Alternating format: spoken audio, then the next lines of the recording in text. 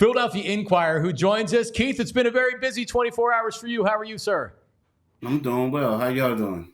So do you go to sleep and set an alarm every hour? How do you, like, as a reporter of the 76ers, how did you find out that Paul George was a 76er?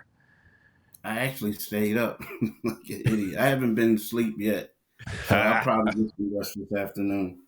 So if I'm grouchy, who knows? I may get a divorce this afternoon or something. Maybe she may ask for a divorce. But no, I'm just joking. I didn't go to sleep at all. Keith, do you find out do you get the ding with a Woj bomb, or do you get it before we get it? Nah, on that one, it kind of was that ding, and I'm like, oh, it was that thing. It was one of those things like, Woj is the man. You got to say that. You're up here trying to, what's going on? Oh, we don't know. And Woj bomb. And then afterwards, everyone knows. You know what I mean? But he's the man on that one. And Keith, you this was something as of last night you were expecting to happen. It seemed like all the pieces were falling into place. Orlando used their cap space. The Clippers more or less said goodbye, and the story was he's going to sign with a team. It felt like, oh my God, the 76ers are signing Paul George. Based on everything that was happening yesterday, you're not surprised? No, because it was weird. Because I did a story that ran in Saturday's paper. Well, excuse me, Saturday Online, where I was talking to the sources, and they all were saying he was the front runner. And they all said it all came down to what if the Clippers would give him a fourth year, they felt like, it could get dicey. But outside of that, nah, they all said like he was a front runner. They also felt like he would be able to help out with, getting guys and stuff to come here, towards the end of the bench, or not towards the end of the bench, but, the last couple of guys that they could sign. So, yeah, it was one of those things. And the crazy part was, it was a little shocking because you kept saying he's going to leave there. What if they give him a fourth year? But you're right. Once he didn't get that fourth year from them, you kind of knew that it was a foregone conclusion. I also think, Orlando felt the same way. That's the reason why they just said, okay, we got to go with plan B with KCP, because everyone knew that Paul George was coming here at that point. So take us back a little bit. Shams had the report at some point last week that said, and I have it right here, that said that the 76ers' interest in pursuing Paul George has significantly waned in recent days. And we know sometimes information is put out there to be put out there for a reason. Daryl Morey's trying to get Paul George's attention, whatever it is. Did something change? Did teams drop out of the sweepstakes? Like, what changed? Because I at that point, I thought Paul George was going to have more options. And if he had more options, I didn't think he was going to end up in Philadelphia with the 76ers. So what changed in a week, if anything? That's a crazy report, too, because I remember when it did come out, like I took and texted a couple people and I was like, is this true? And they're like, unless you're in a rush to get something out there, I would leave it alone. And I was like, really? They're like, yeah, I would leave it alone.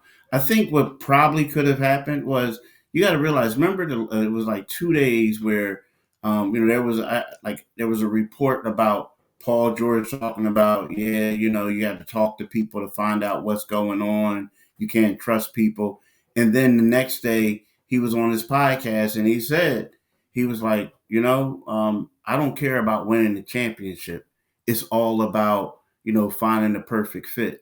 Now, what I think would probably happen is the Sixers probably did put that out, somebody with the Sixers, and they basically wanted to say, hey, Paul, what is it now? Like, what do you really want to do? Do you really want to come here or not, or get it out there to the situation? Because if not, we're going to move on. You know what I mean? Because then after that point, if you notice, we were all thinking about, why would they go after Jared McCann as opposed to going after bigger wings? And now you realize they knew that they were going to get Paul George. So I feel like sometimes you put stuff out there in the media to see how this person really feels. And I'm pretty sure somebody probably from his camp reached out to the Sixers and like, hey, are you guys really moving forward? Are you really moving forward? So I think that had a lot to do with it. Yeah, and I mean, my read on the situation was they were being told he's probably not signing here. I was actually off. It was the other way around. They were trying to be like, hey, listen, we want you if you want to come here. And I guess ultimately, the Clippers not willing to do a 4th year, and that was it. Because there was really nobody else involved. So I think if the Clippers give him that 4th year, he stays. But Sixers were the best option at that point. So sometimes it's good to be lucky sometimes. Daryl Morey set it up to where you were going to have the cap space, and there just wasn't enough interest around the NBA to where it made sense for Paul George to go there. So the 76ers get it. Does this immediately make them a title contender for you, Keith? A true title contender? I don't know yet. I mean, I don't. I do think that at worst, they're the 3rd best team in the East. But I don't know about title contender yet because I have to see like what else they're going to get on that roster. Now, again, I do like Paul George. I do like Embiid. I love Drummond coming back, for the same reasons that you guys talked about before I came on. But I have to see how this roster is going to flush out. Now, here's a guy that, Daryl Morey wanted for a while, Eric Gordon. I want to see how much he has left in the tank. What is his role going to be? Also, I want to know who's going to be the backup point guard.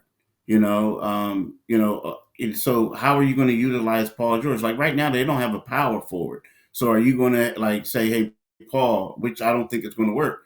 You're going to be a hybrid 4. You know what I mean? So I think that once I figure out like who's going to be their point guard or backup point guard, so to speak, and who's going to be the 4. And the only reason why I'm saying that, y'all, is because, yes, I see that Paul George, Tyrese Maxey, Joel Embiid are a great trio.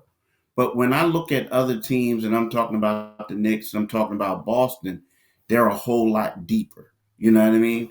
And especially the Knicks. So, to me, yes, they are better, but I just have to see what else they have going with those guys before I can make that, statement. We all silly like the mayor.